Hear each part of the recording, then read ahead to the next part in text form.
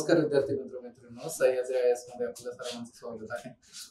ही जी demo लेक्चरची series आहे त्यातलं दुसरं लेक्चर आहे GS2 चं, ज्यामध्ये आपण भारतीय संविधानाची जी ऐतिहासिक पार्श्वभूमी आहे म्हणजे ऑलमोस्ट सर्व जे काही अभ्यासाला आलेले विद्यार्थी आहेत त्यांना सगळ्यांना ही आयडिया असतेच की भारत हा स्वतंत्र झाला याचा अर्थ भारत याच्या अगोदर ज्यावेळेस पारतंत्र्य होता त्यावेळेस भारताच्या एकंदरीत व्यवस्थेला नियमित करण्याकरिताचे काही नियम होते, काही कायदे होते आणि ह्या कायद्यांची जी घडण आहे किंवा हे जे कायदे प्रोग्रेस होत गेले त्याचा एक शेवटचं रूप काय असेल तर शेवटचं रूप आपलं 1935 चा जो कायदा आहे तो खूप विस्तृत आहे। इव्हन भारतीय संविधानामध्ये देखील 1935 च्या कायद्याच्या भरपूर गोष्टी आपल्याला दिसून येतात।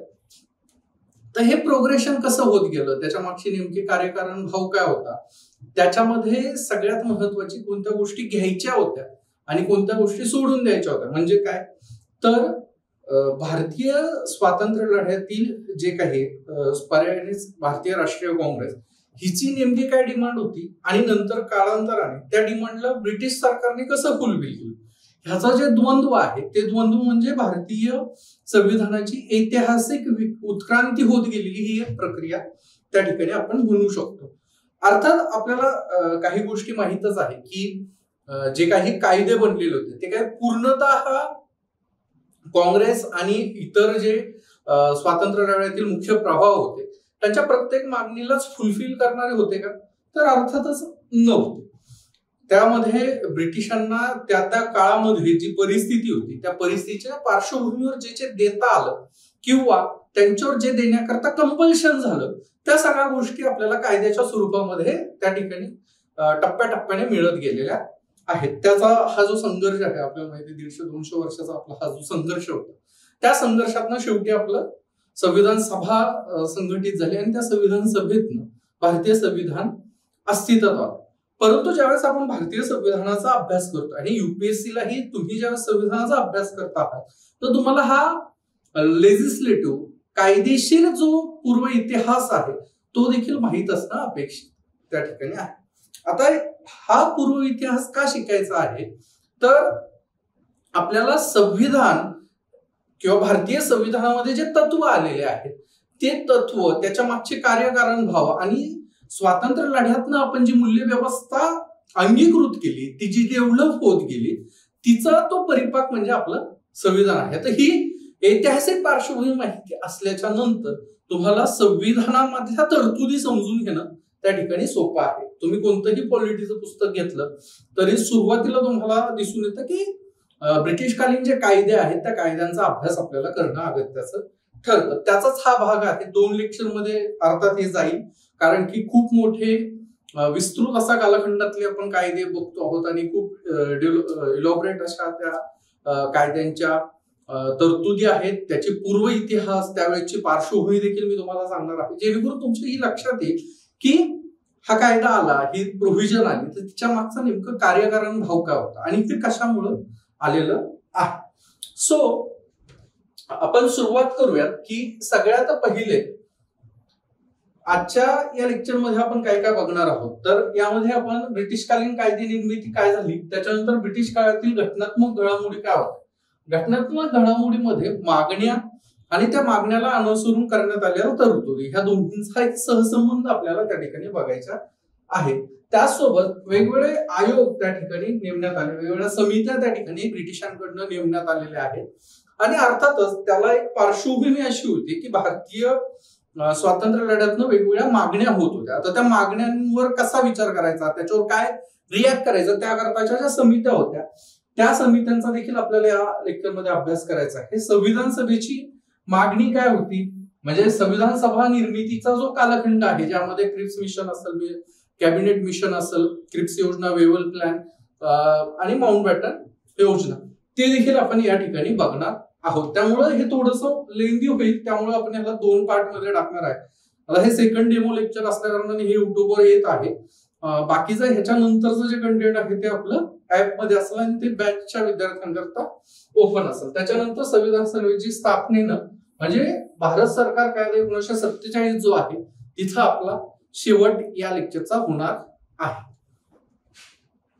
आता कायद्याच्या सुरुवातीची जी प्रक्रिया आहे ती नेमकी काय होती, म्हणजे ब्रिटिश भारतात आल्याच्या नंतर ब्रिटिशांनी टप्प्याटप्प्याने कोणत्या गोष्टी केलेल्या आहेत आणि त्या ज्या टप्प्याटप्प्यानं करण्यात आलेल्या गोष्टी आहेत त्याला काहीतरी कायदेशीर आधार देण्याचा प्रयत्न ब्रिटिशांनी त्या काळी केलेला आहे. म्हणजे 1600ची जी ईस्ट इंडिया कंपनीची स्थापना झालेली आहे इसवी सन 1600 मध्ये, ती स्थापना ज्यावेळेस झाली त्यावेळेस देखील तिला एक चार्टर होतं. त्या चार्टरमध्ये असं नमूद केलेलं होतं की ईस्ट इंडिया कंपनी ही कोणत्या भागामध्ये काम करत, तिच्या अधिकार क्षेत्र काय असेल आणि एक प्रकारची मोनोपोली निर्माण करण्याचा चा अधिकार त्या कंपनीला देण्याचा प्रयत्न ब्रिटिश राजसत्ताकानं त्या ठिकाणी केलेला आहे.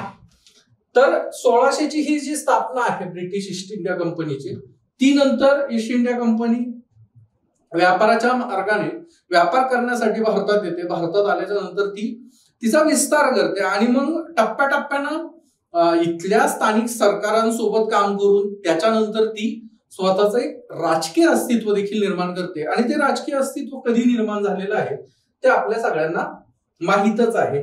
ते म्हणजे 1757ची प्लासीची लढाई जी आहे त्या प्लासीच्या लढाईला आणि त्याच्यानंतरची 1762ची बक्सारची लढाई, या दोन लढाईने ब्रिटिश ईस्ट इंडिया कंपनीला एक पॉलिटिकल एंटिटी म्हणून भारतामध्ये स्थान त्या ठिकाणी दिलेलं आहे. तर भारतामध्ये ज्यावेळेस पण 1757 पर्यंत येता येता मध्ये दोन गोष्टी महत्वाच्या घडलेल्या आहेत त्या आपल्याला बघणं गरजेचं आहे की 1601 मध्ये 1600ची स्थापना आहे ईस्ट इंडिया कंपनीची. 1601 मध्ये गव्हर्नर आणि कंपनीला चांगल्या शासनासाठी कायदे करण्याची मुभा त्या ठिकाणी दिलेली होती की ईस्ट इंडिया कंपनी जिथं काही काम करत असत त्या टेरिटरीमध्ये काम करताना कोणत्या गोष्टी, आता आपण काल संविधानाबद्दल बोललो की संविधान नेमकं काय आहे, संविधानवाद काय आहे आणि एकंदरीत संविधानिक नैतिकता काय आहे. तर त्याच अनुषंगाने जर तुम्ही ह्या गोष्टीकडे बघितलं तर कायदे करण्याचा अधिकार दिला जातो आहे म्हणजे काय, तर त्या कार्यक्षेत्रामध्ये ईस्ट इंडिया कंपनीला कशा प्रकारचं वातावरण, कशा प्रकारची एक व्यवस्था अंमलात आणायची होती तिचा अधिकार आपण ईस्ट इंडिया कंपनीला त्या ठिकाणी दिलेला आहे. त्याच्यानंतर आपण म्हणजे ब्रिटिश राजसत्तेनं तो अधिकार त्या ठिकाणी दिलेला आहे. 1726 मध्ये गव्हर्नर आणि 3 प्रांतांतील परिषदांना वैधानिक अधिकार त्या ठिकाणी देण्यात आलेले होते. 1726च्या कालखंडापर्यंत ब्रिटिश राजसत्ताकाला कळालेलं आहे की ईस्ट इंडिया कंपनीचं एक्सपान्शन होत आहे आणि एक्सपान्शन होत असताना ईस्ट इंडिया कंपनीला अधिकार देखील जास्त हवे आहेत कारण तिला ते पूर्ण अफेअर्स मॅनेज करायचे आहेत. आणि याच्यानंतर ज्यावेळेस ब्रिटिश ईस्ट इंडिया कंपनीला असं लक्षात आलंय की भारतामध्ये ती तिचं कार्यक्षेत्र विस्तृत करू शकते, व्यापारासोबतच इथल्या टेरिटरीवर देखील ती आपली सत्ता गाजवू शकते, त्यावेळेस मग त्यांचं जे अग्रेसिव्ह रूप आलं ते आपल्याला 1757ला प्लासीला दिसलं, त्याच्यानंतर 1762ला बक्सारला दिसलं आणि त्याच्यानंतर शाह आलम सेकंड कडनं ज्यावेळेस त्यांना चार्टर मिळालं, त्यांना जो राईट मिळाला, दिवाणी राईट मिळालेला आहे बेंगाल, ओरिसा आणि बिहारचा, तर त्यातनं त्यांना रेव्हेन्यूचं जे साधन आहे ते मिळालेलं आहे. इनडायरेक्टली एक राजसत्तेकडे जाण्याचा तो जो मार्गक्रमण आहे तो तिथून आपल्याला दिसतो आहे. 1964ची जी बक्सारची लढाई झालेली आहे त्याच्यानंतरचं आता जे सांगितलेलं दिवाणी अधिकार आहे ते बंगाल, बिहार आणि ओरिसाचे दिवाणी अधिकार त्या ठिकाणी ईस्ट इंडिया कंपनीला मिळालेले होते. त्याच्यानंतर 1767ला म्हणजे 3 वर्षाच्या नंतर ब्रिटिश गव्हर्नमेंटनं असं सांगितलेलं आहे की ब्रिटिश गव्हर्नमेंटलाही कळालेलं आहे की ईस्ट इंडिया कंपनीचं जे रेव्हेन्यू आहे, महसूल आहे, तो खूप मोठा वाढलेला आहे. भारतामध्ये तिला दिवाणी अधिकार मिळालेले आहे. त्यामुळे आता ही व्यापारी जी एंटिटी होती की जिचं फक्त कमर्शियल काम होतं, ट्रेड रिलेटेड काम होतं, ती कुठेतरी बाहेर गेलेली आहे आणि ट्रेडच्या पलीकडे जाऊन ती काम करायला सुरुवात करते आहे. सो तिला पॉलिटिकल राईट्स देखील मिळत आहेत, दिवाणी अधिकार मिळत आहेत, महसूल जमा करण्याचा अधिकार मिळत आहे. त्यामुळे ब्रिटिश सरकारने आता कंपनीची जी मिळकत आहे त्या मिळकतीतनं 10% वाटा घेण्याचा प्रस्ताव तिथे 1767 टाकलेला आहे. तुम्ही म्हणाल सर हे इतकं मायन्यूट सांगायची गरज आहे का, किंवा हे मला लक्षात ठेवायचंच आहे का? तर अर्थातच हे लक्षात ठेवायचं आहे का तर नाही, पण तुम्हाला ही गोष्टी माहीत व्हायला पाहिजे की एक कंपनी भारतामध्ये येते आणि भारतात ती व्यापार करत करत सत्ता काबीज करते, आणि त्या सत्ता काबीज करताना सुरुवातीच्या टप्प्यावरती ब्रिटिश सरकार जे आहे तर त्या कंपनीला कसं बघतं आहे, आणि नंतरच्या टप्प्यामध्ये जसं जसं कंपनी एक्सपांड होत आहे आणि कंपनीचा जो एंड आहे 1757च्या उठावाच्या नंतरचा, तोपर्यंतच ब्रिटिशांचं आणि त्यांचं नेमकं जी संबंध होते ते कसे आहेत ते तुम्हाला माहित असणं गरजेचे आहे. त्याच्यानंतर 1765 ते 1772 हा कालखंड जो आला होता तो डायरकीचा कालखंड होता. डायरकी म्हणजे काय, दुहेरी शासनाचा कालखंड होता.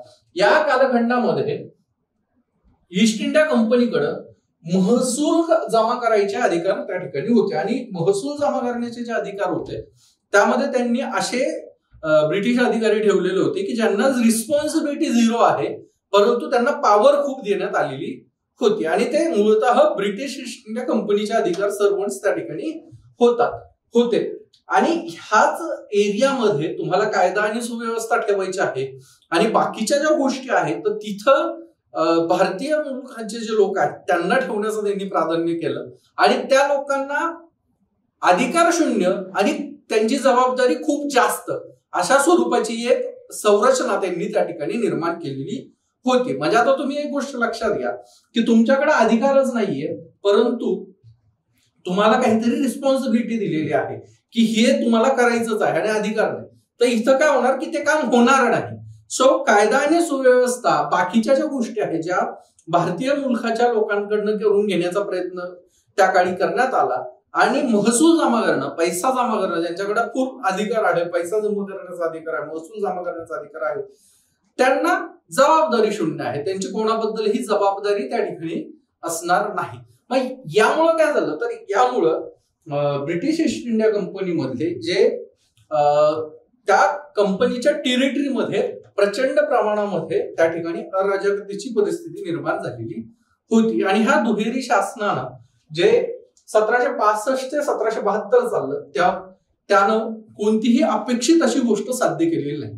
त्याच सोबत जे ब्रिटिश ईस्ट इंडिया कंपनीतले कर्मचारी सर्वंट्स होते त्यांनी प्रायव्हेट ट्रेड करण्याकडे भर त्या काळामध्ये दिलेला आहे. त्यांनी कंपनीच्या ट्रेड सोबतच स्वतःच्या वैयक्तिक खाजगी व्यापारावरती भर दिला, आणि ज्यावेळेस त्यांनी खाजगी व्यापारावरती भर दिला त्यावेळेस त्यांनी हे लक्षात नाही आलेलं आहे की तिथं प्रचंड प्रमाणात भ्रष्टाचार वाढलेला आहे, तिथं कॉन्फ्लिक्ट ऑफ इंटरेस्ट तयार झालेला आहे, आणि कंपनीच्या रेव्हेन्यूवर देखील त्याचा परिणाम झालेला आहे. आणि ही जी एकंदरीत परिस्थिती होती, तर या परिस्थितीतनं ब्रिटिश सरकारच्या असं लक्षात आलेलं आहे की आता कंपनीला रेग्युलेट करणं गरजेचं आहे, तिचं नियमन करणं गरजेचं आहे. एकंदरीत भारतामध्ये जे काही काम ब्रिटिश ईस्ट इंडिया कंपनी करते आहे तिला आपण रेग्युलेट केलं पाहिजे, आणि त्यातनं मग जन्म झाला 1773च्या रेग्युलेटिंग ऍक्टचा. आता हा रेग्युलेटिंग ऍक्ट भारतीय कॉन्टेक्स्ट मध्ये बघितलं तर ईस्ट इंडिया कंपनीवरती डायरेक्ट ब्रिटिश सरकार आणि ब्रिटिश क्राऊनचा हा पहिला ऑफिशियल क्लेम आपण त्या ठिकाणी म्हणू शकतो. आणि लाक्षणिक अर्थाने जर बघितलं तर भारतीय उपमहाद्वीपामध्ये पहिल्यांदा लिखित राज्यघटनेच्या एका लाक्षणिक परिस्थितीची सुरुवात झाली असं देखील आपण रेग्युलेटिंग ऍक्टना म्हणू शकतो. कारण की भारतामध्ये त्या अगोदर लिखित संविधानाचे जे प्रकार आहे तो नव्हता. इव्हन ब्रिटनमध्ये देखील आपण मागच्या लेक्चरमध्येच बघितलं की इंग्लंडमध्ये देखील लिखित राज्यघटनेचं स्वरूप नव्हतं, लिखित राज्यघटना होतं. आणि भारतामध्ये तर विशेषतः जे सरकार होते ते मोनार्की होती, राजेशाही होती. त्यामुळे संविधानाचा जो प्रकार आहे तो आपल्याकडं त्या ठिकाणी नव्हता. आता हे ब्रिटिश पार्लमेंट आणि पार्लमेंट नंतर जे तिथं जे कालच्या लेक्चरमध्ये जसं सांगितलेलं आहे जॉन लॉकच्या संविधानवादातून अभिप्रेत झालेलं आणि जे ब्लडलेस रिव्होल्युशन तिथं झालेलं आहे 1688 तिथं कॉन्स्टिट्युशनल मोनार्की आली. त्या कॉन्स्टिट्युशनल मोनार्की मधनं तिथं कायदे नियम यांची एक कोडिफिकेशनची प्रक्रिया चालू झालेली आहे आणि तिचाच तो इन्फ्लुएन्स आपल्याला पुढच्या तिच्या कार्यकाळामध्ये दिसतो. आणि त्याचाच एक परिणाम म्हणजेच ब्रिटिश पार्लमेंटनं 1773 मध्ये रेग्युलेटिंग ऍक्ट पारित करणे आणि तिच्यावरनं त्या ऍक्टच्या साह्यानं ईस्ट इंडिया कंपनीवरती रेग्युलेशन आणण्याचा प्रयत्न करणे आहे. आता लाक्षणिक अर्थानं ही लिखित राज्यघटनेची सुरुवात म्हणू शकता तुम्ही. सगळ्यात महत्वाचं काय आहे तर एक सेंट्रलाइज ऍडमिनिस्ट्रेशनची नीव या ऍक्टनं त्या ठिकाणी ठेवलेली आहे असं आपण म्हणू शकतो की ईस्ट इंडिया कंपनीचं जे काही काम चालणार आहे त्याचं एक सेंट्रलायझेशनची प्रक्रियेला ही ऑफिशियल सुरुवात आपण 1773च्या कायद्यामध्ये बघू शकतो. आता गव्हर्नर जनरल ऑफ बंगाल जे आहे यांच्या सबऑर्डिनेशन मध्ये बॉम्बे, तत्कालीन बॉम्बे आणि आत्ताचं मुंबई आणि मद्रास ह्या दोन जे प्रांत होते, मुंबई आणि मद्रास हे जे प्रांत होते, बॉम्बे आणि मद्रास हे जे प्रांत होते यांना सबऑर्डिनेट पोझिशन देण्यात आलेली आहे. आणि मग बंगालचा जो जनरल असेल, गव्हर्नर जनरल असेल, गव्हर्नर जनरल ऑफ बंगाल असेल, याचं नियंत्रण त्या ठिकाणी आहे. म्हणजे काय झालंय तर पॉवर सेंट्रलायझेशन झालेलं आहे बंगालमध्ये. बंगालमध्ये ही केंद्रीय सत्ता त्या ठिकाणी निर्माण झालेली आहे. गव्हर्नर जनरलला सहाय्य करण्यासाठी 4 सदस्यीय कार्यपरिषदेची नेमणूक त्या ठिकाणी करण्यात आलेली आहे की आता गव्हर्नर जनरल एकटाच काम करणार नाही तर त्याला मदत करण्याकरता 4 जणांची काउन्सिलही असणार आहे आणि तो त्यांच्या सल्लामसलतीनं काम त्या ठिकाणी करणार आहे. हे रेग्युलेटिंग ऍक्ट 1773 मध्ये सांगितलेलं आहे. आणि आपण जे बघितलं की पार्श्वभूमी काय आहे तर पार्श्वभूमी अशी आहे की ईस्ट इंडिया कंपनीचे जे कर्मचारी आहेत त्यांच्यामध्ये भ्रष्टाचाराचं प्रमाण वाढलेलं आहे. ते प्रायव्हेट ट्रेड करत आहेत आणि मग त्यातनं परिणाम काय झालेला आहे की त्याचा एफिशियन्सीवर परिणाम झालेला आहे, ईस्ट इंडिया कंपनीच्या रेव्हेन्यूवर परिणाम झालेला आहे. मग रेग्युलेटिंग ऍक्टनं त्याला दुरुस्त करण्याकरिता काय केलेलं आहे तर त्यांनी कंपनीचे जे एम्प्लॉईज आहेत त्यांनी भेटवस्तू घ्यायची नाही आहे आणि त्यांनी खाजगी व्यापार त्या ठिकाणी बंद करायचा आहे अशा स्वरूपाची तरतूद रेग्युलेटिंग ऍक्ट 1773 मध्ये त्या ठिकाणी केलेली आहे. म्हणजे तुम्हाला एकंदरीत हे जे सगळे कायदे आहेत त्यांच्या संदर्भात जर बघितलं तर तुम्हाला एक लक्षात येईल की काहीतरी घडतं आहे आणि त्याला काहीतरी रिस्पॉन्स या कायद्यातनं त्या ठिकाणी मिळतो आहे. याच्यानंतर आता 73च्याच या कायद्यामध्ये बंगालच्या गव्हर्नर जनरलकडे पॉवरचं कॉन्सन्ट्रेशन त्या ठिकाणी झालेलं आहे आणि ह्या कॉन्सन्ट्रेशन ऑफ पॉवरमुळं काय झालेलं आहे तर या कॉन्सन्ट्रेशन ऑफ पॉवरमुळं त्या ठिकाणी सबऑर्डिनेशन आलेलं आहे बंगाल, मद्रास आणि बॉम्बेच्या गव्हर्नर्सला. आणि गव्हर्नर जनरल ही जी पोझिशन निर्माण झालेली आहे त्यातले सगळ्यात पहिले जे गव्हर्नर जनरल आहे ते लॉर्ड वॉरेन हेस्टिंग्ज आहे की त्यांचा फोटो आहे. थोडासा पिक्चर्स वापरलेले आहेत आपण कारण की तुम्हाला ते तुमचं पिक्टोरियल मेमरीमध्ये ते शार्पली लक्षात येईल. नाहीतर आपण एक्झाम हॉलमध्ये बऱ्याच वेळेस काय होतं कन्फ्युज त्या ठिकाणी होण्याची शक्यता असते. त्यामुळे आपण काही इमेजेस देखील त्या ठिकाणी त्या रिलेटेड जे इमेजेस आता तुम्हाला लॉर्ड वॉरेन हेस्टिंग्ज असे दिसतात हे ज्यावेळेस तुम्ही बघाल त्यावेळेस तुम्हाला एक्झाम हॉलमध्ये देखील ते रिकॉल होण्याची शक्यता, ते रिकॉल लवकर होण्याची शक्यता आहे. त्यामुळं पहिले गव्हर्नर जनरल कोण होते तर लॉर्ड वॉरेन हेस्टिंग होते.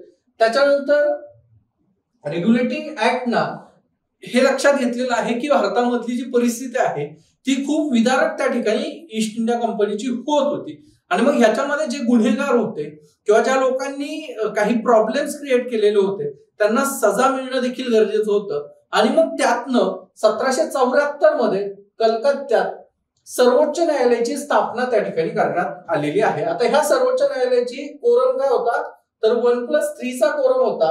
एक सरन्यायाधीश, चीफ जस्टिस एक आणि 3 जजेस असा हा 4 जणांचं अस्तित्व असलेला 4 न्यायाधीशांचं सुप्रीम कोर्ट 1774 मध्ये कलकत्ता स्थापन त्या ठिकाणी रेग्युलेटिंग ऍक्टनं केलेलं आहे. आणि त्याचं जे अधिकार क्षेत्र होतं त्या अधिकार क्षेत्रानंतर वाद झालेले आहेत परंतु त्यावेळेचं अधिकार क्षेत्र हे ओरिजिनल ज्युरिडिक्शन एक होतं आणि ॲपिलेट ज्युरिडिक्शन देखील त्या ठिकाणी या सर्वोच्च न्यायालयाला देण्यात आलेलं होतं. नंतर जे ॲपिलेट ज्युरिडिक्शन आहे त्याच्यावरती प्रॉब्लेम झाला.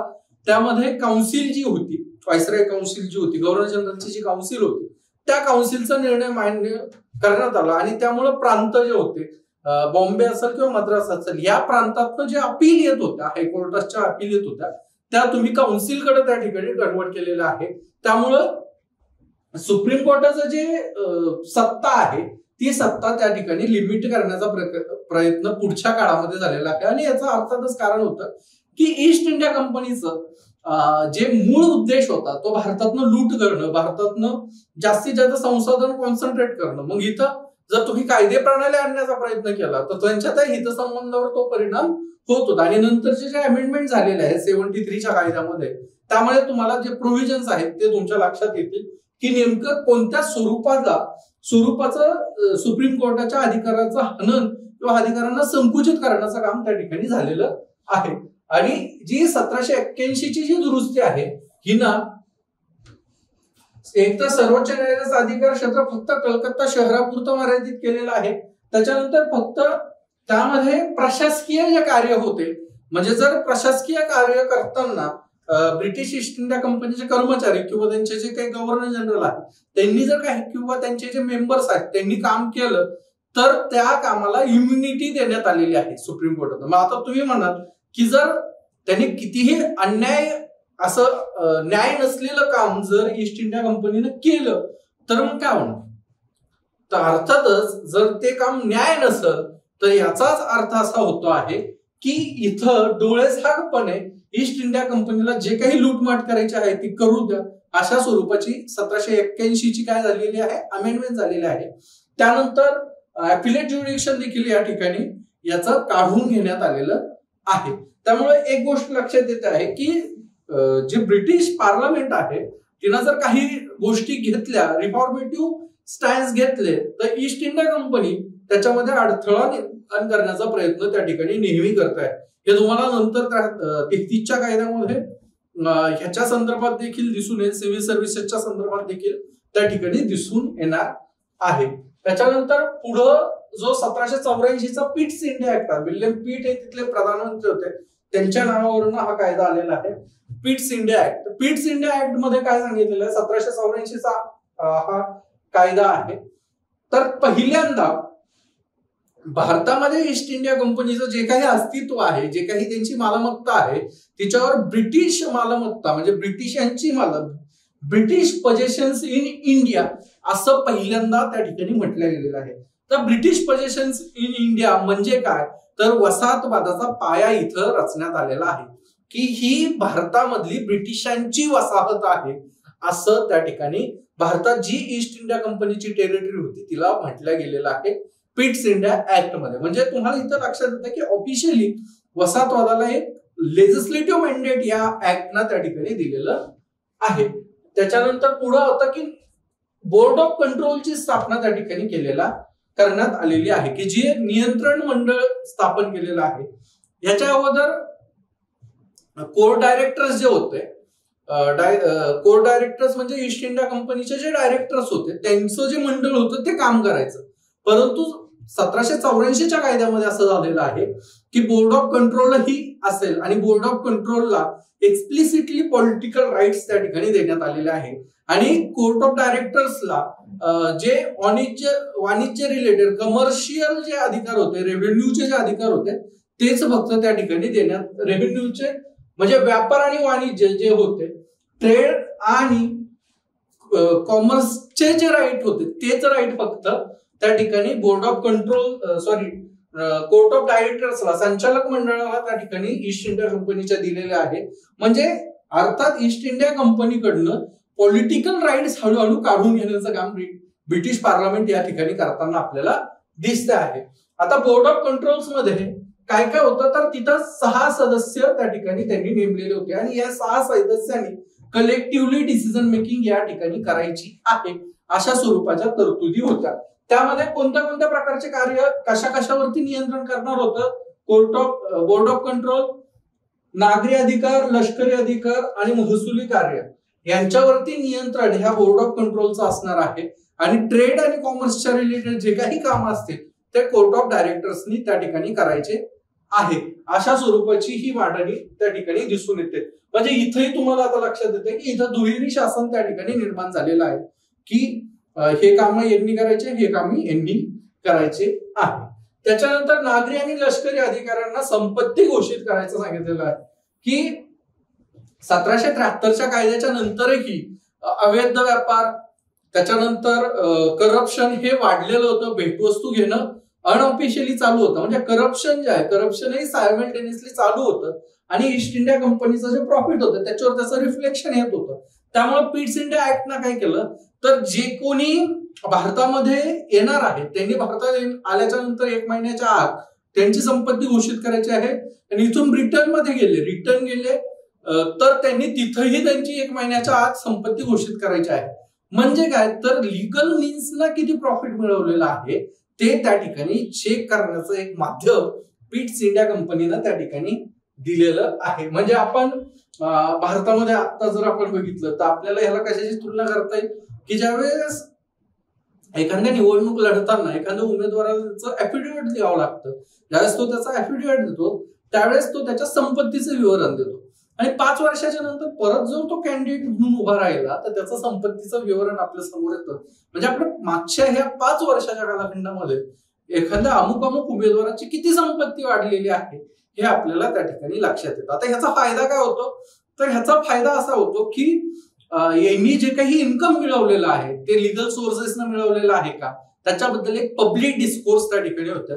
सेम इथं नागरी आणि लष्करी अधिकाऱ्यांच्या संबंधामध्ये ईस्ट इंडिया कंपनीच्या होताना आपल्याला दिसतं आहे, ते देखील 1784 मध्ये. त्याच्यानंतर आणखीन एक त्याच्यामध्ये इंटरेस्टिंग असा पॉइंट होता की ईस्ट इंडिया कंपनीना आक्रमक धोरण अवलंबायचं नाहीये, युद्धखोरी करायची नाहीये, बळजबरीनं युद्ध करायचं नाहीये किंवा अग्रेसिव्ह जे ट्रीटीज तुम्ही करता आहात इथल्या ज्या स्थानिक जे शासन आहेत त्यांच्यासोबतच्या अग्रेसिव्ह ट्रीटीज देखील तुम्ही करायच्या नाही, अशा स्वरूपाची गोष्ट, अशा स्वरूपाची तरतूद पिट्स इंडिया ऍक्ट मध्ये होते. परंतु इंटरेस्टिंगली ही जी तरतूद होती ही तरतूद काही ईस्ट इंडिया कंपनीने बघितली नाही आणि त्याचा परिपाकही तुम्हाला 1857च्या उठावामध्ये त्या ठिकाणी दिसून येतो आहे. पिट्स इंडिया ऍक्टच्या नंतर 1786चा एक कायदा आहे.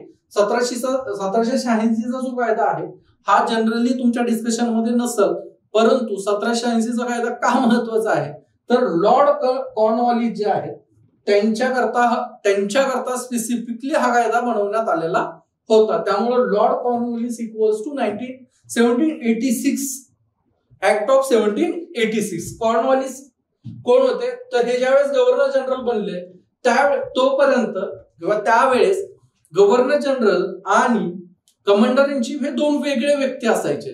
तर कॉर्नवॉलिस यांचं असं म्हणणं होतं की मी गव्हर्नर म्हणून काम करायला तयार आहे. तर ते इतके इलिजिबल होते की त्यांच्याकरिता ब्रिटिश पार्लमेंटनं कायदा केलेला आहे सेपरेट. त्यांना हवं होतं governor in general and commander in chief, so ते दोन्ही पद त्यांना देण्यात आलेले होते. जसं आता नुकतीच महाराष्ट्राची विधानसभेची इलेक्शन झालेली होती त्यामध्ये तुम्ही बघितलेलं आहे की खूप दिवस रस्सीखेच चालली की गृहमंत्रीपद कोणाला मिळत. सो कॉर्नवॉलिस यांच्याही बाबतीत तेच घडलेलं आहे. कमांडर इन चीफ त्या सेन्स मध्ये आताचे जे गृह मंत्रालय आहे किंवा लष्कर आहे त्या प्रकारचं ते पद होतं. डिफेन्स मिनिस्टर टाईप मध्ये पद होतं. त्यांचं असं म्हणणं होतं की मी गव्हर्नर जनरलही होईल पण मला कमांडर इन चीफही हातात असायला हवं, कारण त्यांना ते इफेक्टिव्ह गव्हर्नन्सचं त्यांनी त्या ठिकाणी कारण सांगितलेलं होतं. आणि त्याच्यानंतर त्यांना आणखीन एक आधार हवा होता, अधिकार हवा होता की मी जी माझी परिषद आहे गव्हर्नर जनरल काउन्सिल जी आहे तिला जर काही गोष्ट सांगितली तर मी तिचा निर्णय बाजूला सारू शकतो, ओव्हरराईड करू शकतो आणि मला जो हवा आहे तो निर्णय घेऊ शकतो, हा अधिकार मला द्यावा. आता हा अधिकार देणं तसं बघितलं तर गव्हर्नर काउन्सिलचा जो अधिकार आहे तो सीमित करणारा आहे, परंतु हा अधिकार देखील कॉर्नवॉलिस यांना देण्यात आला आणि त्याकरिता 1786चा हा कायदा त्या ठिकाणी अंमलात आणला गेलेला आहे. त्या ठिकाणी ब्रिटिश संसदेला पारित केलेला आहे. त्याच्यानंतर आता इथून पुढचे जे कायदे होते ते चार्टर्ड ऍक्ट होते. चार्टर्ड ऍक्ट म्हणजे काय तर तुम्हाला सांगितलं होतं की 1600ला ज्यावेळेस ईस्ट इंडिया कंपनी स्थापन झाली त्यावेळेस राणीने एक सनद दिलेली आहे आणि ती सनद काय होती तर ती सनद होती की इंडियामध्ये त्यांना व्यापार करण्याची मुभा दिलेली आहे, मोनोपोली त्या ठिकाणी दिलेली आहे. सो आता असं झालंय की आता 1793 पर्यंत काय झालेलं आहे की ब्रिटिश ईस्ट इंडिया कंपनीकडे मोठ्या प्रमाणामध्ये सत्तेचं कॉन्सन्ट्रेशन झालेलं आहे. ब्रिटिश ईस्ट इंडिया कंपनीची जी टेरिटरी आहे ती मोठी एक्सपांड झालेली आहे. मग त्यावेळेस ब्रिटिश ईस्ट इंडिया कंपनीनं आता जे काही काम करायचं आहे त्या कामामध्ये ब्रिटिश पार्लमेंटला स्वतःचा अधिकारही असायला हवा हे त्यांच्या डोक्यात हळूहळू यायला सुरुवात झाली होती. आणि त्यातनं मग ह्या कायद्याची हा कायदा त्या ठिकाणी पारित करण्यात आलेला आहे. तर 1793चा जो सनद कायदा आहे, चार्टर्ड ऍक्ट आहे, यांना असं सांगितलं की आणखी 20 वर्ष, म्हणजे आता इथं 93 आहे तर 1813 पर्यंत तुम्ही ईस्ट इंडिया कंपनीला एक्सक्लुझिव्ह राईट आहे, तुम्ही भारतामध्ये व्यापार करू शकता. हे ब्रिटिश पार्लमेंटना आणि तिथल्या राजपदानं ईस्ट इंडिया कंपनीला सांगितलेलं आहे. त्याच्यानंतर काय झालंय तर त्याच्यानंतर आणखी काही त्या ठिकाणी महत्वाच्या तरतुदी 1793च्या कायद्यामध्ये होत्या. तर त्या काय काय होत्या त्या आता आपण बघणार आहोत. याच्यामध्ये कमर्शियल प्रिव्हिलेजेस होते. त्याचसोबत तुम्हाला 5 लाख पाऊंड्स अॅन्युअली ब्रिटिश गव्हर्नमेंटला रेव्हेन्यू द्यायचा आहे हे देखील त्या ठिकाणी होतं. त्याचसोबत गव्हर्नर जनरल यांची जी अपॉइंटमेंट आहे त्या किंवा कमांडर इन चीफची अपॉइंटमेंट ईस्ट इंडिया कंपनी करू शकते, परंतु त्याला राजपदाची मान्यता असणं, म्हणजे तिथले जे राजा राणी आहेत ते राजघराणा आहेत त्यांची मान्यता असणं गरजेचं आहे. Ultimately British parliament East India कंपनीवरती स्वतःचा कंट्रोल स्थापित करण्याचा प्रयत्न या काळामध्ये करत होती. आणि मग त्याचाच परिणाम असा झाला की परिषदेच्या निर्णयाला बाजूला सारण्याचा अधिकार जो होता तो अधिकार गव्हर्नर जनरल आणि प्रांतिक गव्हर्नर्सला देण्यात आला. म्हणजे जो कॉर्नवॉलिस करता 1784चा ऍक्ट होता तो ऍक्ट आता पूर्ण प्रांतातल्या गव्हर्नर्सलाही लागू करण्यात आला आणि गव्हर्नर जनरललाही लागू करण्यात आलेला आहे. म्हणजे आता भारतामध्ये प्रांताच्या पातळीवरचे जे गव्हर्नर्स आहेत आणि एक जो सेंट्रल पोझिशन गव्हर्नर जनरल आहे त्यांच्याकडे आता सत्तेचं केंद्रीकरण व्हायला सुरुवात झालेली आहे. त्याच्यानंतर कमांडर इन चीफला नियुक्त केले तर तो परिषदेचा सदस्य देखील असेल. ओके, म्हणजे फक्त त्याच कंडिशन मध्ये की कमांडर इन चीफला एक्सप्लिसिटली सांगितलं की कमांडर इन चीफ हा गव्हर्नर जनरलच्या काउन्सिलचा मेंबर आहे तरच तो मेंबर असेल. पदसिद्ध मेंबर नसेल की म्हणजे जर एखादा व्यक्ती समजा XYZ व्यक्ती आहे तो कमांडर इन चीफ झाला तर लगेच तो कमांडर इन चीफ आहे म्हणून तो त्या काउन्सिलचा मेंबर असेल का, तर असणार नाही. 94चा कायदा सांगतो की 93चा कायदा सांगतो की तुम्हाला त्याकरता एक्सप्लिसिट मेन्शन करावं लागेल की हा जो कमांडर इन चीफ आम्ही नियुक्त करतो आहोत तो गव्हर्नर जनरलच्या काउन्सिलचा मेंबर असेल. सो ही गोष्ट तुमच्या लक्षात घेणं गरजेची आहे. त्याच्यानंतर नियंत्रण मंडळाच्या सदस्यांना कर्मचाऱ्यांचे जे पगार आहे, सदस्य आणि कर्मचाऱ्यांचे जे पगार आहे तर ते तुम्हाला भारतीय महसुलातून त्या ठिकाणी ईस्ट इंडिया कंपनीला द्यावे लागते. बोर्ड ऑफ कंट्रोल कशा करत होता, मेजरली बोर्ड ऑफ कंट्रोलचं जे काम होतं ते ब्रिटिश पार्लमेंटचे रिप्रेझेंटेटिव्ह म्हणून ईस्ट इंडिया कंपनीच्या भारतातल्या गव्हर्नन्सवर ते लक्ष देत होते. सो त्यांचं असं म्हणणं होतं की हे जरी आमचं काम करत असले तरी यांचा जो रेव्हेन्यू आहे, यांचा जो पगार आहे ते पगार तुम्हाला भारतीय महसुलातून त्या ठिकाणी द्यावे लागणार आहेत. त्याच्यानंतर वैयक्तिक व्यापाराकरता लायसन्स देण्याची, परवाना देण्याची मुभा त्या ठिकाणी देण्यात आलेली आहे. तुम्हाला माहिती आहे की पहिले वैयक्तिक व्यापार त्या ठिकाणी 73ला आपण बंद केलेला आहे, परंतु आता परत 93 पर्यंत अशी वेळ आली की आता यांना वैयक्तिक व्यापार करण्याचे अधिकार त्या ठिकाणी द्या, परंतु ते आता लायसन्स जे आहे त्या लायसन्स मधून तुम्हाला रेव्हेन्यू मिळेल आणि हे लिगलाइज झालेलं आहे. प्रायव्हेट जो ट्रेड आहे त्याला या प्रकारे लिगलाइज करण्याचं काम ब्रिटिश पार्लमेंटनं केलेलं आहे. त्यानंतर महसूल प्रशासन आणि न्यायालयाचे जे कार्य आहे त्यांचं विलगीकरण केलेलं आहे, त्यांना सेपरेट केलेलं आहे की पहिले महसूल प्रशासनच त्या ठिकाणी संपत्तीच्या संदर्भामधले जे काही खटले आहेत तेही बघायचं, न्यायालय म्हणूनही ऍक्ट करायचं. तर यामुळं काय झालं होतं तर यामुळं कॉन्फ्लिक्ट ऑफ इंटरेस्ट निर्माण झालेलं होतं आणि जे माल न्यायालय म्हणून जी कन्सेप्ट होती ती कन्सेप्ट ही नंतर त्यामुळं कालांतराने बंद झालेली आहे, कारण की इथं सेपरेट करण्यात आलेले आहेत, दोन्ही अधिकार सेपरेट करण्यात आलेले आहेत. त्यानंतर 1813चा जो चार्टर्ड ऍक्ट आहे, 1813चा जो चार्टर्ड ऍक्ट आहे तो काय करतो आहे, तर तो आता 20 वर्षाची जी लिमिट होती ती लिमिट इथं संपलेला आहे. त्यामुळे 1813ला तुम्हाला परत एकदा चार्टर देणं आहे. त्या चार्टर मध्ये तुम्हाला मेन्शन करणं आहे की आता ईस्ट इंडिया कंपनी किती वर्ष भारतामध्ये काम करणार आहे. आणि या ऍक्ट मध्ये देखील तुम्हाला दिसतंय की 20 वर्षाकरिता त्या ठिकाणी कंपनीला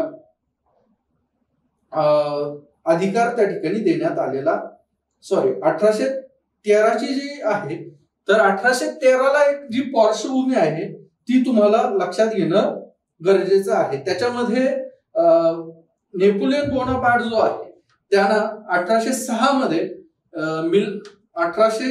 मध्ये बर्लिन डिक्री आणि 1807 मध्ये मिलान डिक्री त्या ठिकाणी पास केलेली होती. आणि यामध्ये असं होतं की जो व्यापार आहे तो व्यापार करण्यावर निर्बंध त्या ठिकाणी येण्याचे, कॉन्टिनेंटल सिस्टीम त्या ठिकाणी त्यांनी निर्माण करण्याची गोष्ट केलेली होती. त्यामुळं काय झालं, तर ह्या कॉन्टिनेंटल सिस्टीम मध्ये म्हणजे तुम्ही एक लक्षात घ्या की ब्रिटन म्हणजे युरोपामध्ये काहीतरी घडतं आहे आणि त्याचा परिणाम 1813च्या आपल्या सनद कायद्यावरती होताना आपल्याला दिसतोय.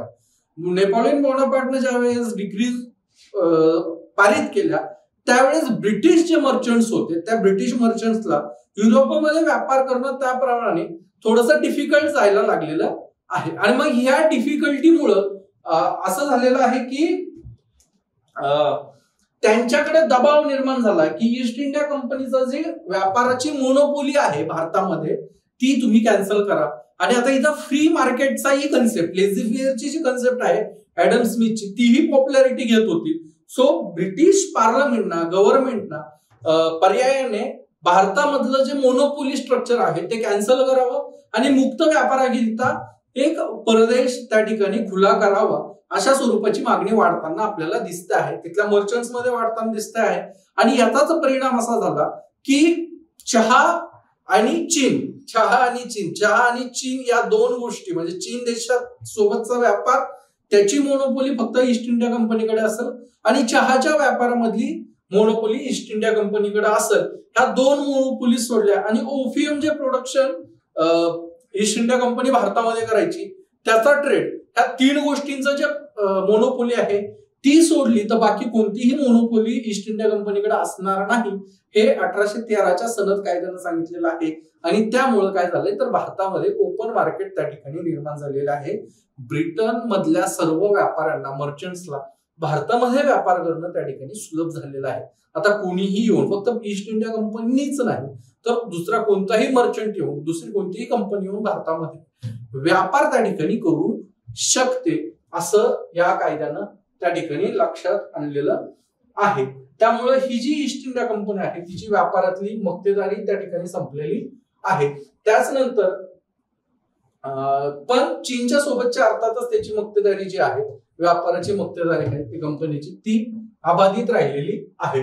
त्यानंतर आणखीन एक लेजिस्लेटिव्ह मेजर मध्ये खूप चांगली तरतूद त्या काळामध्ये झालेली आहे, ती म्हणजे इथले ज्या नेटिव्ह आहेत त्या नेटिव्ह मध्ये लर्निंग एबिलिटीज वाढवणं, त्यांच्या शिक्षणावर एकंदरीत आपण खर्च करावा, अशा स्वरूपाचा विचार देखील ब्रिटिश पार्लमेंटमध्ये झालेला आहे. आणि त्यातनं शिक्षणासाठी 1 लाख रुपये राखीव ठेवावे अशा स्वरूपाची तरतूद या कायद्यामध्ये 1813च्या कायद्यामध्ये त्या ठिकाणी केलेली आहे. या तरतूद अर्थात हा पैसा लगेच वापरण्यात आलेला नाही, त्याच्याकरताही परत एक वेगळा संघर्ष भारतीय समाज सुधारकांना करावा लागला आणि तो धुळकाट राहिलेला पैसा नंतरच्या काळामध्ये इथल्या शिक्षण व्यवस्थेमध्ये लागू करण्यात आलेला आहे. तो थोडासा तो एक वेगळा आपला पार्ट आहे, ते तुम्ही हिस्ट्रीमध्ये बघालच. आपण फक्त हिस्ट्रीचा तोच पोर्शन बघतोय जो आपल्याला लेजिस्लेटिव्हच्या कामामध्ये आहे आणि त्या काळातली परिस्थिती आपण त्या ठिकाणी बघतो आहोत. त्याच्यानंतर आणखीन एक जी डिलेमा ब्रिटिश पार्लमेंटमध्ये होता, तिथल्या विचारक लोकांमध्ये होता, तो म्हणजे धर्माच्या बाबतीमध्ये आपण नेमकी कोणती भूमिका घेतली पाहिजे. धर्माच्या बाबतीत नेमकी भूमिका कोणती घेतली पाहिजे म्हणजे काय, तर सुरुवातीपासनं ज्या मिशनरीज तिथं काम करत आहेत ब्रिटनमध्ये, त्या मिशनरीजचं असं म्हणणं होतं की आम्हाला भारतामध्ये त्या ठिकाणी काम करता यायला हवं. आणि भारतामध्ये काम करता यायला हवं म्हणजे काय, तर भारतामध्ये धर्मप्रसार करण्याची आम्हाला मुभा द्या. आणि या संदर्भामध्ये British parliament, East India company स्वतःही थोडेसे कन्झर्वेटिव्ह होते. त्यांचं असं म्हणणं होतं की जर आपण धर्माचं काम इथं सुरू केलं तर इथले जे नेटिव्ह आहेत त्यांच्यामध्ये एक धार्मिक इन्सिक्युरिटीज निर्माण होऊ शकते आणि आपल्याला आपले जे काम आहे, जो व्यापार आपला मेन बिझनेस आहे, तो आपल्याला करता येणार नाही. आणि कालांतरानं हे आपण बघितलेलं आहे की 1857च्या उठावामध्ये देखील मिशनरीजचं जे झालेलं एक्सपान्शन आहे त्याचाही परिणाम आपल्याला त्या ठिकाणी दिसून येतो. पण तरी देखील यामध्ये ही रिस्क घेण्यात आली की मिशनरीजला 2 गोष्टींचं मॅन्डेट देण्यात आलेलं आहे भारतामध्ये, की एक तर तुम्ही धर्माची शिकवण करा आणि दुसरा इंग्रजीचा जो प्रसार आहे तो तुम्ही भारतामध्ये त्या ठिकाणी करायचा आहे. आणि त्या 2 गोष्टी करता मिशनरीजला परमिशन त्या ठिकाणी देण्यात आलेली आहे. त्याच्यानंतर ईस्ट इंडिया कंपनीवर राजघराण्याची, क्राऊनची अधिसत्ता, अथॉरिटी त्या ठिकाणी फायनल करण्यात आलेली आहे की east India company nothing but की ही फक्त आणि फक्त क्राऊनचे रिप्रेझेंटेटिव्ह म्हणून, राजघराण्याचे रिप्रेझेंटेटिव्ह म्हणून काम करत आहे. सो क्राऊनची जी फायनल अथॉरिटी आहे ती ईस्ट इंडिया कंपनीवरती या ठिकाणी 1813च्या सनद कायद्यामध्ये, चार्टर्ड ऍक्ट मध्ये त्या ठिकाणी फायनल करण्यात आलेली आहे. त्याच्यानंतर जे अकाउंटिंग आहे त्या अकाउंटिंग मध्ये येणारा रेव्हेन्यू आणि कमर्शियल ट्रेड ह्याचे 2 सेपरेट अकाउंटिंग तुम्ही करायचे आहे. अशा स्वरूपाची देखील तरतूद या 1813च्या कायद्यामध्ये त्या ठिकाणी करण्यात आलेलं आहे. पण तुम्हाला एक गोष्ट लक्षात येते की हळूहळू ईस्ट इंडिया कंपनीचं कॉमर्स रिलेटेड जी गोष्ट आहे, ट्रेड रिलेटेड गोष्ट आहे, ती तुम्हाला कमी कमी होताना दिसत आहे. आणि त्याच्यानंतर फायनली 1857ला तर तुम्हाला माहिती आहे की ईस्ट इंडिया कंपनीचं फायनल त्या ठिकाणी झालेलं आहे. त्याच्यानंतर शेवट काय आहे, तर शेवटचं प्रोव्हिजन असं आहे की ज्या लोकल बॉडीज आहेत, लोकल गव्हर्नमेंट्स आहेत, त्यांना कर लावण्याचा, कर आकारण्याचा अधिकार दिला आहे. तुम्ही टॅक्स लावू शकता, तो टॅक्स कलेक्टही करू शकता आणि जर कोणी तो टॅक्स दिला नाही तर तुम्ही त्याला पनिशही करू शकता. अशा स्वरूपाचा अधिकार जे स्थानिक प्रशासन आहे त्यांना देण्यात आलेला आहे, लोकल ऍडमिनिस्ट्रेशनला देण्यात आलेला आहे. आणि मग ह्या लोकल ऍडमिनिस्ट्रेशनना जे काही टॅक्सेशन वसूल करायला सुरुवात केली त्यातनं जो काही रोष भारतीयांमध्ये निर्माण झाला तो 1857च्या उठावामध्ये देखील आपल्याला रिफ्लेक्ट होताना दिसतो आहे. 1813च्या नंतर 20 वर्षांनी चार्टर्ड ऍक्ट परत एकदा आलेला आहे, सनद कायदा त्या ठिकाणी आलेला आहे. आणि केंद्रीकरणाच्या दृष्टीने जर बघितलं तर ही एक शेवटची त्या ठिकाणी कृती ब्रिटिश पार्लमेंट कडनं झालेली आहे. कारण की यांनी इथं जे नॉमिनक्लेचर आहे ते नॉमिनक्लेचर चेंज केलेलं आहे. आणि काय नॉमिनक्लेचर आहे, बंगालचा गव्हर्नर जनरल म्हणजे गव्हर्नर जनरल ऑफ बेंगाल ही जी पोझिशन होती तिला कन्व्हर्ट करून भारताचा गव्हर्नर जनरल त्या ठिकाणी केलेला आहे. म्हणजे भारताचा गव्हर्नर जनरल म्हणजे काय, तर फायनल सेंट्रलाइज्ड ऑथॉरिटी भारतामध्ये निर्माण केलेलं आहे की भारतातल्या ब्रिटिश सत्तेचं सर्वोच्च स्थान हे गव्हर्नर जनरल ऑफ इंडिया असणार आहे. आणि पहिले गव्हर्नर जनरल ऑफ इंडिया कोण आहे, तर ते महाशय आहेत लॉर्ड विल्यम बेंटिक. हा त्यांचा फोटो आहे. अगेन तुमचं थोडंसं लक्षात राहील की लॉर्ड विल्यम बेंटिक कसे दिसायचे. लॉर्ड विल्यम बेंटिक कडे आणखीन एक म्हणजे ह्यामध्ये सेंट्रलायझेशनचा आणखीन एक पर्याय काय दिसतो आहे तुम्हाला, की लेजिस्लेटिव्ह पॉवर मध्ये देखील सेंट्रलायझेशन झालेलं आहे, कायदे बनवण्याच्या प्रक्रियेमध्ये देखील सेंट्रलायझेशन झालेलं आहे. आणि त्यामध्ये बॉम्बे आणि मद्रासच्या गव्हर्नर्सचे कायदे अधिकार, जे कायदा निर्मितीचे अधिकार हे काढून घेण्यात आलेले, की मद्रास आणि बॉम्बेचे जे गव्हर्नर्स आहेत ते आता कायदे पारित करू शकत नाही, त्यांना कायद्यांकरिता गव्हर्नर जनरल ऑफ इंडियावरती अवलंबून राहावे लागेल. म्हणजेच काय, तर एक सेंट्रलाइज ऑथॉरिटी आम्ही निर्माण करतो आणि ती सेंट्रलाइज ऑथॉरिटीला फक्त हक्क आहे की ती कायदा बनवू शकते, बाकी कोणीही भारतामध्ये कायदा बनवू शकत नाही. त्यामुळं सेंट्रलायझेशन, केंद्रीकरणाच्या प्रक्रियेचा हे एक शेवटचं टोक आपण 1833च्या कायद्याला म्हणू शकतो. त्यानंतर 1833च्या कायद्यामध्ये आणखीन 2 तरतुदी खूप महत्वाच्या होत्या. ते म्हणजे आता इथं ईस्ट इंडिया कंपनीला पूर्णतः एक ऍडमिनिस्ट्रेटिव्ह बॉडी त्या ठिकाणी निर्माण केलं. व्यापाराच्या रिलेटेड त्याचे जे अधिकार आहेत ते आता कमी झालेले आहे आणि ती आता फक्त आणि फक्त एक प्रशासकीय बॉडी त्या ठिकाणी मिळाली राहिलेली आहे. तिला पूर्ण भारताचं ऍडमिनिस्ट्रेशन करणं हेच मुख्य काम ईस्ट इंडिया कंपनीचं त्या ठिकाणी झालेलं आहे. आणि दुसरं जे महत्वाचं प्रोव्हिजन म्हणजे आता यातलं शेवटचं प्रोव्हिजन 1833च्या कायद्याचं आणि आपल्या सगळ्यांच्या जिव्हाळ्याचं की युपीएससीचा जो अगोदरची ज्या कॉम्पिटेटिव्ह होत्या त्याला ICS म्हणायचे किंवा इंडियन पोलीस म्हणायचे, तर यामध्ये कॉम्पिटिशन निर्माण म्हणजे फ्री अँड फेअर कॉम्पिटिशन त्या ठिकाणी 1833च्या कायद्यानं नमूद केली होती की आता इथून पुढे ब्रिटिश गव्हर्नमेंट मधले पोझिशन्सला तुम्हाला जर अप्लाय करायचं असेल ते तुमच्या सगळ्यांकरता ओपन असेल आणि ह्या ओपन कॉम्पिटिशन मध्ये तुम्हाला काय करायचं आहे तर नागरी सेवकांच्या निवडीची प्रक्रिया ही पूर्णतः स्पर्धात्मक असेल आणि ह्या स्पर्धेत कोणीही सहभागी म्हणजे काही इलिजिबिलिटी कंडिशन जे आहेत जे एज्युकेशनल एलिजिबिलिटी कंडिशन जे आहेत ती पार केलेल्या प्रत्येक व्यक्तीला त्या ठिकाणी ही गोष्ट करता येऊ शकते. ह्या कॉम्पिटिशन मध्ये पार्ट करायचं आणि त्यात तुम्ही जर सक्सेसफुल झाले तर तुम्हाला काय करणार आहे तुम्ही फायनली परीक्षा देऊ तुम्ही सिलेक्ट होऊ शकता, तुम्हाला सर्व्हिसमध्ये घेतल्या जाणार आहे. परंतु जे ईस्ट इंडिया कंपनीचं संचालक मंडळ होतं बोर्ड ऑफ डायरेक्टर्स होते तर त्या बोर्ड ऑफ डायरेक्टर्सना त्या ठिकाणी सांगितलेलं आहे त्यांनी विरोध केलेला आहे. त्यांचं म्हणणं होतं की इंडिजिनायझेशन जे आहे भारतीयकरण जे आहे ते तुम्ही आत्ता करायला नको आहे आणि त्यांच्या विरोधामुळे त्या ठिकाणी काय झालेलं आहे तर ही कॉम्पिटेटिव्ह एक्झाम झालेली नाहीये. नंतर ती 1853ला त्या ठिकाणी फायनली आपल्याला सत्यात उतरताना दिसत्या आहेत. सो ह्या महत्वाच्या तरतुदी 1833च्या कायद्यामध्ये होत्या. त्यानंतर 1853चा जो शेवटचा चार्टर्ड ऍक्ट आहे त्या चार्टर्ड ऍक्ट मध्ये नेमक्या काय प्रोव्हिजन्स होत्या त्या आपण आता बघूया. कंपनीच्या राजवटीची कालमर्यादा अमर्यादितपणे वाढवण्यात आलेली आहे.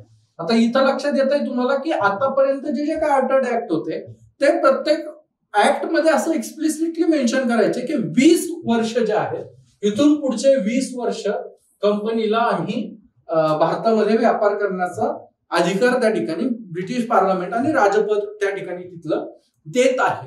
परंतु 1853चा जो ऍक्ट होता सनद कायदा चार्टर्ड ऍक्ट होता त्यामध्ये हा नंबर ऑफ इयर्स त्या ठिकाणी मेन्शन नव्हते. आता तुम्ही म्हणाल sir number of years mention नाहीये नेमकं हे काय वानगड आहे, तर तुम्ही तसं बघितलं तर नंबर ऑफ इयर्स माहीत त्यात मेन्शन नाहीये आणि पुढच्या 5 वर्षांमध्ये ईस्ट इंडिया कंपनीने इथला बोरा विस्तारा गुंडाळावा लागलेला आहे आणि डायरेक्टली पॉवर ही ब्रिटिश पार्लमेंटच्या हातामध्ये गेलेली आहे. ब्रिटिश पार्लमेंटचं प्रतिनिधी म्हणून सेक्रेटरी ऑफ स्टेटच्या अंडर ही सगळी प्रोसेस त्या ठिकाणी आलेली आहे आणि ब्रिटिश ईस्ट इंडिया कंपनीचा पूर्ण अधिकार गेलेला आहे. अर्थात त्याच्याकरता 1857चा उठावा घडून यावा लागला होता. त्याच्यानंतर गव्हर्नर जनरलच्या परिषदेचे कायदेविषयक आणि कार्यकारी अधिकार विभाजित केलेले आहेत. इथं सेपरेशन ऑफ पॉवरचं जी कन्सेप्ट आहे ती लागू केलेली आहे की कायदेविषयक अधिकार कायदेविषयक जे कार्य आहे ते वेगळे करणार आणि कार्यकारी अधिकार जे आहे एक्झिक्युटिव्ह अधिकार जे आहेत ते वेगळे करणार आहे. त्याच्यानंतर ब्रिटिश संसदेच्या कार्यप्रणालीवर आधारित गव्हर्नर जनरलची कायदेविषयक परिषद स्थापन करण्यात आली आणि त्यासाठी 6 सदस्य नेमण्यात आलेले आहेत. म्हणजे काय तर भारतामध्ये ही कायदा निर्मिती करण्याकरिता भारतामध्ये एक बॉडी असायला हवी आणि ती जी लेजिस्लेटिव्ह बॉडी असेल ती ब्रिटिश संसदेप्रमाणेच कार्य त्या ठिकाणी करणार आहे. अशा स्वरूपाची ही मांडणी त्या ठिकाणी 1853च्या कायद्यामध्ये करण्यात आलेली आहे. म्हणजे भारतामध्ये कायदा निर्मिती प्रक्रिया भारतासाठी कायदा निर्मिती प्रक्रिया अर्थात ते ब्रिटिशांच्या मार्फत करण्याचं काम जी सुरुवात झाली ती 1853ला त्या ठिकाणी झालेली आहे. 1853च्या कायद्यामध्ये आणखी 2 गोष्टी महत्वाच्या होत्या की जिथं ज्या काउन्सिल आहेत त्यामध्ये मद्रास, बॉम्बे, बंगाल आणि आग्रा येथील प्रांतीय शासनाद्वारे प्रत्येकी 1 सदस्याची नेमणूक तुम्हाला काउन्सिलमध्ये त्या ठिकाणी करता येत होती.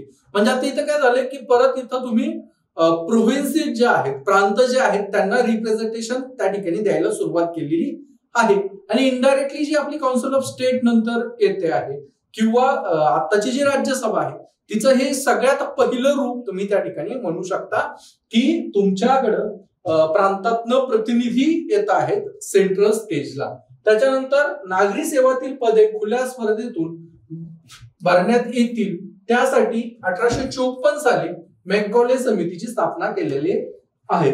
म्हणजे आता युपीएससी एमपीएससीची जी परीक्षा आहे, हे आताच्या काळातलं टर्मिनॉलॉजी अर्थात त्यावेळेचा आयसीएस ची जी परीक्षा आहे ती तुम्ही खुली केलेली आहे आणि आता ती सगळ्याच भारतीयांना ती परीक्षा देता येईल अशा स्वरूपाची तरतूद या ठिकाणी करण्यात आलेली आहे. त्याच्यानंतर आता 1858चा जो कायदा आहे तो भारतातील सुशासनाचा कायदा आहे असं म्हटलं गेलेलं आहे. त्याचं अर्थातच एक कारण होतं की 1857ला झालेला उठाव आणि त्या उठावातनं ब्रिटिश पार्लमेंटला, ब्रिटिश राजपदाला ही गोष्ट लक्षात आलेली आहे की भारतामध्ये प्रचंड प्रमाणामध्ये असंतोष आहे आणि ह्या असंतोषाला जर आपण व्यवस्थित कॅटर केलं नाही तर आपली तिथली जी सत्ता आहे, तिथली जी वसाहतिक राज्य आहे ते आपलं धोक्यात येऊ शकतं. त्यामुळं आता हळूहळू भारतीयांनाही या प्रक्रियेत सामावून घ्या आणि भारताला एक चांगलं शासन देण्याचं काम आपण करूयात अशा स्वरूपाची मागणी ब्रिटनमध्ये त्या ठिकाणी जोर धरायला लागली आणि ह्या जोर धरणाऱ्या मागणीचाच परिपाक तुम्हाला 1858चा जो कायदा आहे, भारत सरकार कायदा, पहिल्यांदा भारत सरकार यायला आता, कारण चार्टर्ड ऍक्ट म्हणू शकत नाही कारण ईस्ट इंडिया कंपनीचं जे सरकार होतं भारतातलं ते कोलॅप्स झालेलं आहे. सो भारतातील सुशासनाचा कायदा म्हणून या कायद्याकडे आपण बघू शकतो. Good governance act for India's good governance असंही तुम्ही त्याला म्हणू शकता. भारतातल्या गुड गव्हर्नन्स करताचा कायदा असं 1858च्या कायद्याला आपण म्हणू शकतो.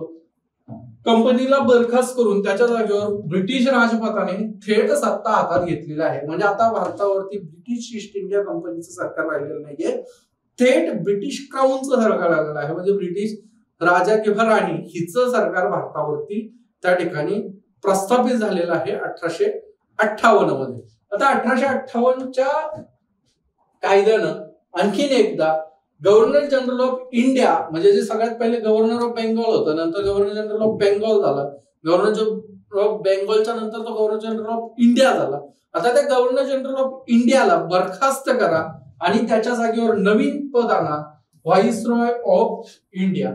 आणि हे व्हाईसरॉय ऑफ इंडिया हे जे पद आहे हे म्हणजे पहिल्यांदा ब्रिटिश राजपताचा थेट रिप्रेझेंटेटिव्ह भारतामध्ये आलेला आहे. पहिले गव्हर्नर जनरल ऑफ इंडिया जे होते ते इनडायरेक्टली ईस्ट इंडिया कंपनीचे प्रतिनिधी त्या ठिकाणी होते. तर व्हाईसरॉय ऑफ इंडिया, तर पहिले व्हाईसरॉय कोण होते तर लॉर्ड कॅनिंग हे भारताचे पहिले व्हाईसरॉय होते.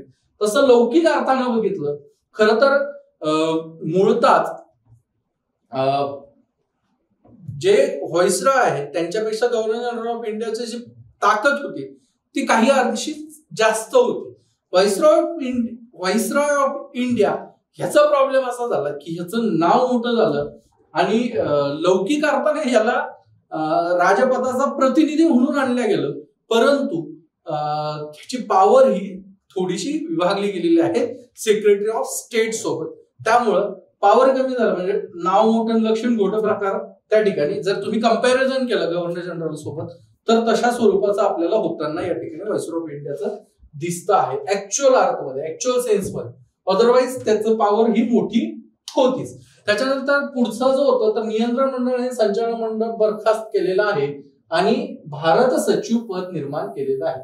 म्हणजे कोर्ट ऑफ डायरेक्टर्स जे आहेत ते आणि बोर्ड ऑफ कंट्रोल जे आहेत हे दोन्ही पद, या दोन्ही बॉडीज बरखास्त केलेले आहे कारण की हे डुएल काम करत होते. बोर्ड ऑफ कंट्रोल्स हे वाणिज्य आणि व्यापार बघत होते, तर बोर्ड ऑफ कंट्रोल जे आहे ते नियंत्रण ठेवत होते, राजकीय कामं बघत होते, महसूल रिलेटेड कामं करत होते. या दोन्हींना बरखास्त करून भारत सचिवांचं पद त्या ठिकाणी निर्माण केलेलं आहे आणि त्यांना सहाय्य करण्यासाठी 15 सदस्यीय भारत परिषद त्या ठिकाणी नेमण्यात आलेली आहे. आणि हे जे सेक्रेटरी ऑफ स्टेट आहे यांचं थेट जे उत्तरदायित्व होतं ते भारत सचिवांचं उत्तरदायित्व हे ब्रिटिश पार्लमेंट सोबत होतं.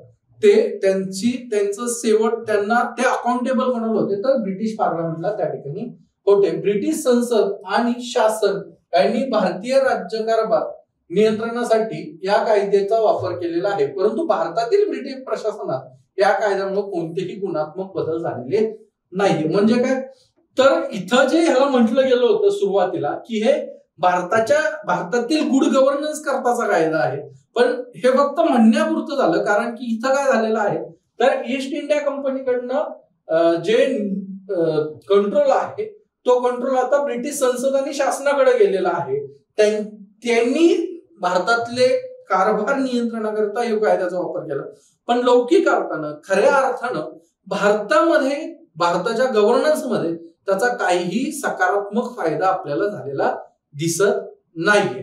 मग ह्याच्यानंतर 1961 ला जो कायदा आलेला आहे तो आहे भारत परिषद कायदा, इंडियन काउन्सिल ऍक्ट. कारण भारत परिषद कायदा का म्हणायचंय त्याला, तर तो भारत काउन्सिल जी होती सेक्रेटरी ऑफ स्टेटच्या, तिच्या माध्यमातून हा कायदा अंमलात आणला जाणार आहे. सो हे जो भारतीय परिषद कायदा आहे, इंडियन काउन्सिल ऍक्ट 1861 जो आहे, त्यात काय करण्यात आलेलं आहे तुम्हाला लक्षात येत आहे की कंटिन्युअसली 1853 ला कायदा आला, 1857 ला उठाव झाला, 1858 ला कायदा आला आणि परत 1861 ला कायदा त्या ठिकाणी आलेला. म्हणजे ह्या 10 वर्षापेक्षा कमी कालावधीमध्ये हा मोठा तिसरा कायदा भारताकरता लागू करण्यात आलेला आहे आणि त्यामध्ये एक उठाव देखील झालेला आहे. तर हे ट्रान्झिशनचा फेज होता. भारतातल्या एकंदरीत परिस्थितीमध्ये होत असलेल्या बदलांना कसं कॅटर करायचं ह्याचा विचार मंथन आपल्याला ब्रिटिश संसदेमध्ये होताना दिसत आहे आणि त्याचाच परिपाक आपल्याला एकामागून एक कायदे अंमलात आणताना होताना दिसतो आहे. आता भारत परिषद कायदा 1861 मध्ये काय तरतूद होत्या, तर भारतीयांना प्रशासनात सामावून घेण्यासाठी अधिकृत प्रयत्न करण्याची ही पहिली पायरी जी आहे, पहिली जी स्टेप आहे ती 1861च्या कायद्यानं त्या ठिकाणी ठेवलेली आहे की आता भारतीयांना आपल्याला सामावून घ्यायला पाहिजे. अशा स्वरूपाची एक विचार ब्रिटनमध्ये होत होता आणि त्याचाच रिफ्लेक्शन तुम्हाला इंडियन काउन्सिल ऍक्ट 1861 मध्ये त्या ठिकाणी दिसत आहे. व्हाईसरायच्या कायदेविषयक परिषदेत भारतीयांना स्थान द्यायचं आहे आणि ते स्थान कोणाकोणाला दिलं गेलं, तर ते बनारसचे राजे, पतियालाचे महाराज आणि सर दिनकरराव या 3 सदस्यांना व्हाईसरॉयच्या काउन्सिलमध्ये त्या ठिकाणी स्थान देण्यात आलेलं आहे. आता हे ज्यावेळेस हे स्थान देण्यात आलं तर ह्याचा अर्थ काय होतो, तर ह्याचा अर्थ भारतीयांना सोडून आता शासन करणं शक्य नाही. म्हणजे टोकेनिझम करून का होईना भारतीयांना आपण सामावून घेतो आहोत, भारतीयांना हळूहळू आपण सत्ता देणार आहोत असं दाखवण्याचा प्रयत्न ब्रिटिश पार्लमेंट, ब्रिटिश राजपद या ठिकाणी करताना आपल्याला दिसत आहेत. आणि याची सुरुवात 1861 ला झालेली आहे आणि 100 वर्षाच्या कमी कालावधीमध्ये 1947 ला आपल्याकडे भारताला स्वातंत्र्य त्या ठिकाणी मिळालेलं आहे. सो 1857चा जो पुश होता त्यानं पूर्ण ब्रिटिश साम्राज्य हादरून सोडलं होतं आणि ब्रिटिश साम्राज्याला कळालेलं आहे की आता आपल्याला भारतीयांना सोबत घेऊन शासन करण्याशिवाय गत्यंतर नाही.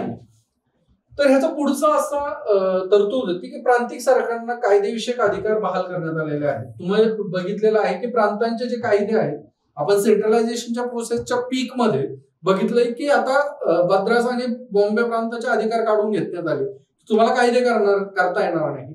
1861 ला ही डिसेंट्रलायझेशनची प्रोसेस सुरू झालेली आहे की प्रांतांनाही, प्रोव्हिन्सेसलाही कायदे करता येणार आहे. त्याच्यानंतर पोर्टफोलिओ सिस्टीम जी आहे, म्हणजे आता तुम्ही बघता बघा की ह्या खात्याचा मंत्री कोण, ह्या विभागाचा मंत्री कोण, तर ही सिस्टीम पहिल्यांदा भारतामध्ये ही 1861च्या कायद्याने आलेला आहे आणि लॉर्ड कॅनिंग जे आहेत, फर्स्ट व्हाईसरॉय ऑफ इंडिया, त्यांनी ही गोष्ट सत्तेत आणलेली आहे.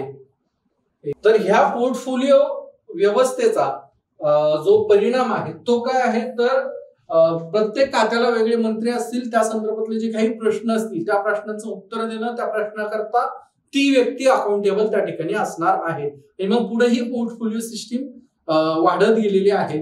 त्यामध्ये लॉर्ड मॅकॅले जे आहेत ते पहिले लॉ मेंबर त्या ठिकाणी आपल्याला दिसून येत आहेत. व्हाईसरॉयला ऑर्डिनन्स पास करण्याचा अधिकार देखील त्या ठिकाणी देण्यात आलेला आहे की व्हाईसरॉय जे आहेत ते ऑर्डिनन्स पास करू शकतात आणि त्याचं आत्ताही आपल्या भारतातल्या राष्ट्रपतींना आणि राज्यपालांना ऑर्डिनन्स पास करण्याचा अधिकार आपण दिलेला आहे. सो हे एकंदरीत 1861च्या कायद्याचं स्वरूप त्या ठिकाणी होतं. आता आज आपण या ठिकाणीच थांबूयात. जे विद्यार्थी बॅच मध्ये नाहीयेत त्यांनी ऍप डाउनलोड करा, तुम्हाला पुढचे लेक्चर्स ऍप मध्ये मिळतील.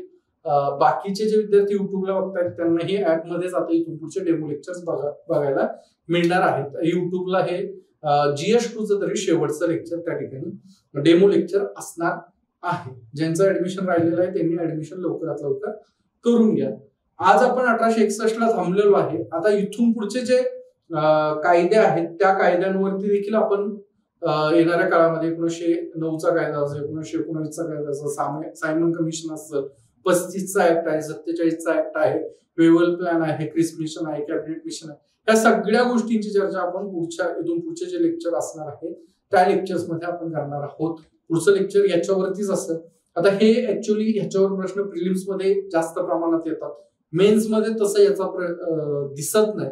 परंतु मेन्स मध्ये ज्यावेळेस तुलनात्मक प्रश्न हिस्ट्रीमध्येही विचारले जातात, त्यावेळेस जर तुलनात्मक प्रश्न आले वेगवेगळ्या व्हाईसरॉयच्या आणि भारतीय फ्रीडम फायटर्सच्या किंवा भारतीय पूर्व प्रधानमंत्र्यांच्या, तर त्यावेळेस तुम्हाला ह्या गोष्टी त्यांच्या काळामध्ये कोणते कायदे झाले, कोणते रिफॉर्म्स आले हे देखील तुम्हाला माहित असावं. याकरता आपण हे लेक्चर थोडंसं विस्तृतच घेतो आहोत. आणि एक जर लेक्चर घेतलं असतं हे जवळपास 3 तासाचं लेक्चर झालं असतं. त्यामुळे आता आपण इथं थांबूयात, भेटूयात पुढच्या लेक्चरमध्ये. त्याच्यामध्ये उर्वरित कायदे आणि घटना समितीच्या स्थापनेपर्यंत आपण पुढच्या लेक्चरमध्ये डिस्कशन करणार आहोत. भेटूयात पुढच्या लेक्चरमध्ये. थँक्यू, धन्यवाद.